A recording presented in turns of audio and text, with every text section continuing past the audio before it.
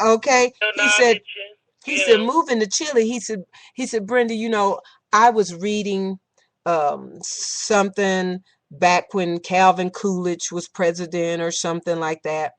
And he said, and you could take what those people said back at that time Oh yeah. and put it right in the newspaper slots for today. Oh yeah. How the country was going to hell now that a Democrat or whatever it won, and it's the same old stuff. And this is why we hear all this junk with the Republicans going back to they can't talk about anybody but Reagan. Will you just call one of the Bush's names? Oh yeah. Reagan raised taxes on your asses. Yeah, he raised taxes a And lot. Reagan said it was not fair for the bus driver to pay more taxes Than than the the rich. military, yes. They just keep on talking about him. Okay, so let's take some of Reagan's ways then. Yeah. And some of his thoughts. He called you a do-nothing Congress. Yeah. They raised the debt ceiling I don't know how many times for him. Yeah. But now all of a sudden, Barack Obama, the country's going to hell in a handbasket. Well, we didn't go to hell. We started getting jobs back.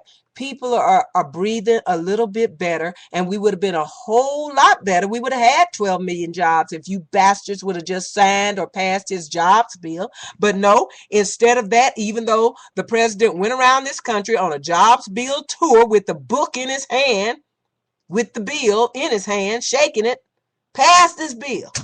He doesn't have a bill, doesn't have a plan. Do you think that if you just keep saying this, it'll come true? Mhm. He had a plan. He has a plan. Mhm. And that just showed, Jackie, that they didn't give a damn about America. Mhm. They are worse than spoiled kids. Yeah, that's true. They're worse than any spoiled little rich kid. Yes. Because if they had really cared, the president wanted to put people to work building our roads and our bridges, and that would have hired people everywhere. And now, of course, Dave the Rave called us immediately after last Tuesday night show, Jackie, Mhm. to tell us what? All people, Rick Scott now wanted to talk about the money that y'all already got. Mhm. That was $2 billion to go towards our railway system, Mhm. which we would have some like a bullet train going across Florida. Mhm. Uh, and that $2 billion, he turned it down 4 years ago. And Yeah. California was glad to take it. Oh yes. Thank you. So didn't you say, Jackie, that that money was gone? Yeah. So where did he think he want to talk about it with him now? Oh, he waiting on the next stimulus package. He know it's going to be one. Oh well, not if his buddies in Congress have anything to say about it. But Well, what about Ben Bernanke, Jackie? Can he give this no, no, stim? no. The Federal Reserve does not do that. They don't. Okay. No. Now another thing that the Democrats have been trying to do is to start what is known as an infrastructure bank.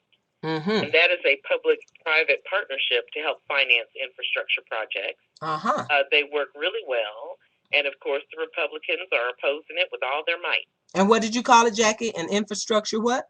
Bank. Oh, okay. Bank. Okay. Mm-hmm. You know so much. I love this. Okay. Yeah, well, of course they've got to try to obstruct. But you see, Barack Obama has nothing to lose now. He's No. never going to run for president again. And he can cuss them bastards and he can do all sorts of stuff. And the main thing he's going to do is make you look like you hate America Yeah. if you don't start Well, voting for the this thing shit. about it is, it's simply that, I think I was telling you that I read, articles over the weekends, and I read some of the comments underneath them. Mm-hmm. And some of the best commentaries that I read from readers is usually on the New York Times website. Mm-hmm. And one guy described what the Republicans were doing as a slow motion coup. Mm-hmm. Because he was talking about their efforts at voter suppression, about how they want public money to go, about how they're trying to create this hierarchy, this plutocracy of the very, very rich at the top running everything, and the rest of us living in misery and poverty. Uh-huh. And that's just what he was saying. That thing that I did a while ago about Republicans hate democracy, Mm-hmm. that's it. and every time they stand in defiance of the president about, raising the taxes or about the jobs bill or creating an infrastructure bank, they are standing in, they are opposing the will of the American people. Yeah. And there is no other way to pose that. Yeah. And the reason that Mitch McConnell and John Boehner's seats were saved was because they weren't up for election. Right. So no. Boehner, look, the Congress is up for election every 2 years. Right. Okay. So Boehner and Cantor and all those guys were, they're up for election every 2 years. Every 2 years. Okay? The senators are up for election every 6 years. Okay. But it's done basically in thirds. Okay. Okay. So every 2 years, a portion of the Senate is up for reelection. So Mitch McConnell comes around in another 2 years. Right. So in the 2014 midterms is when McConnell's seat is up. Okay. And Boehner, was his seat up this year, or was he up for election? It's up every 2 years because he's in the Congress. I know, but was this one of his 2 years or not? Brenda, every 2 years the Congress is up for election. I understand. Congressional term is only 2 years, so every national election, all of Congress. Okay, so he was on the ballot this year. Oh yes. Okay, and of course he didn't have what is his district. He didn't have any trouble. He didn't have any trouble. Yeah, and that's not because people. That's not because people love him so much. That's just because of where his district is. Well, I would say. You know what they do. Yeah. Yes. Okay. So they draw those districts the way they draw them. Mm-hmm. And Eric Cantor, he got a challenge. I mean, and the challenge that he got was so meaningful that he even condescended to debate, which he never does. Yeah. Yeah, but he needed to debate this guy because he was beating him up, And but Cantor won. But you've noticed that Cantor has been very quiet. Very quiet. Not been included. He has not been included in the Republican team from the House that's supposed to be negotiating the budget deal with President Obama. Okay, so what I want to know, Jackie, is why in the hell did Boehner put Paul Ryan, who's been booed from here to Georgia? He damn near got, as Tony said, he wanted the president to go hood on their ass. Them old folks down there went hood on his ass at the AARP convention. That was fun. That was fun. So why in the hell is Boehner sending him to negotiate with the president? I don't know. Maybe. I know they say he's a numbers man, but his numbers didn't work, and his numbers didn't work so to the point where he couldn't even explain his numbers and make them work. Maybe a numbers man, but he's not an arithmetic man. Okay? No. He can give you some bullshit numbers, but he couldn't even explain. I don't have time to explain it to you. Yeah, you do. Yeah. Tell us how you're going to make that shit work. And he couldn't tell us for the, what did he have, 6 months to run with Romney? Yeah. And he called Romney. Not really that long, but he was probably about he may have had 3 months. Yeah, he didn't get Romney wasn't about to tell until about the convention, yeah. But the thing about it is, we don't know. I mean, the one thing that I want to share with you and everyone is that I don't know the inside game that these guys are playing. John Boehner loves being Speaker of the House, and he wants to stay Speaker of the House. Yep. Eric Cantor wants to be Speaker of the House, too, and because he wanted to be Speaker of the House, last year he was working very actively to get John Boehner kicked out. I mean, that was part of the problems that we were having last year with the debt ceiling and all this and they dared him to play golf with the president again. Oh, yeah. You better not take your ass out on that coat no more with him. So anyway, Eric Cantor was basically stabbing Boehner in the back last year. Yep. But since that didn't work out and the president has been reelected, now he's much quieter. I mean, I've seen his face once. I know, Jackie. The only Jackie. thing he was talking about was why he didn't tell anybody about the Petraeus thing before the election. Yeah, because he knew before the president that Petraeus had an affair. Yes. And he didn't say nothing, and ain't nobody pointing no fingers at him. Mm-hmm. But number one, they're supposed to keep their mouths shut about that shit. So I'm kind of proud to see that. But I think if it had been a Democrat, they'd have leaked it. But see, I didn't know that Petraeus was one of their darlings that they wanted to run for president. Oh yeah, oh yeah. But they adore him. No, Horn gets that knocked right out. You got to pretend not to be a hoe. Yeah. You either got to not be a hoe, and you can't pretend to be a hoe, and you got to keep your hoes in line. Yeah. And that's, if I was Petraeus, he needs to bop her right in the mouth. Oh, what did you call that hoe for in Tampa? Yeah. And she should have known that her computer was just like a VIN number on a car. Brenda, she was emotionally distraught, okay? Jackie.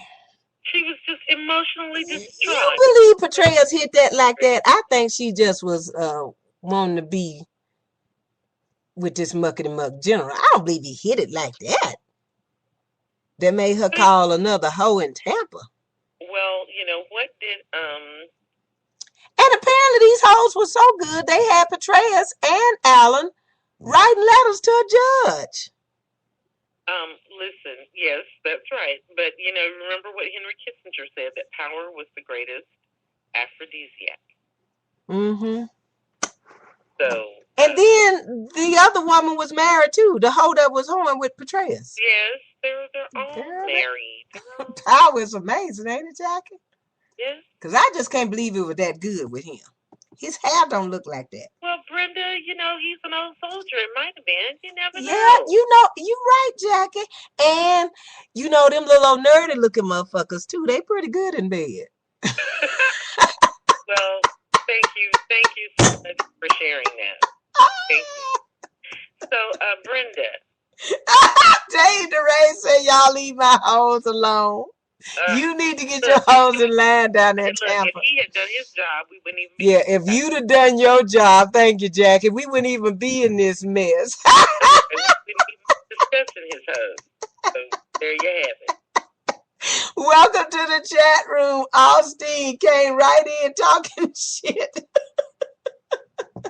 I'm the entertainer. Jackie's the intellectual. And Jackie tries to school y'all when I don't interrupt her with some shit. Okay, Jackie, what else would you like to say, share with us tonight? And you have a commentary, do you?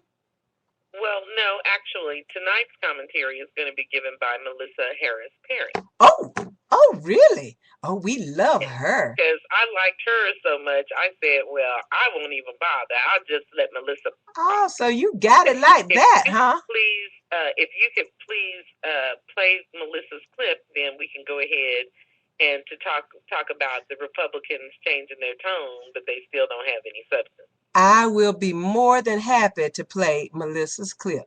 Am I allowed to add a little soft music? No, just play the clip. Very good, Missy. Okay, here we go, y'all. Melissa Harris Perry. Jackie got it like that. Forget Bobby Jindal. Dear Governor Bobby Jindal, it's me, Melissa. Mind if I call you by your given name, Payush? No? You prefer Bobby? Okay. Bobby, you're the governor of a poor state. 21.6% of your constituents live below the official poverty line. We rank 49th in child well-being, and we boast one of the worst income inequality gaps in the nation. Being governor of a state with this much poverty and inequality ought to give you a special sense of urgency. But you don't seem to give a damn. What you do care about is reaching higher office, and why not? Your term limited in Louisiana, and the White House will have an opening in 4 years. So for you, it's on to the next one, right? Looks like your 2016 machine is raring to go. Head of the Republican Governors Association? Check. Chastising the defeated Governor Romney for his gift comments? Check. Calling on Republicans to stop being the stupid party of dumbed-down conservatism and encouraging them to reach out to a broader base. Check. Not bad for the national stage, Bobby, but what about your own backyard? Those Louisianans without health insurance could benefit from the Medicaid expansion that President Obama's Affordable Care Act would provide. Because in Louisiana, more than 68% of those Medicaid recipients are poor children.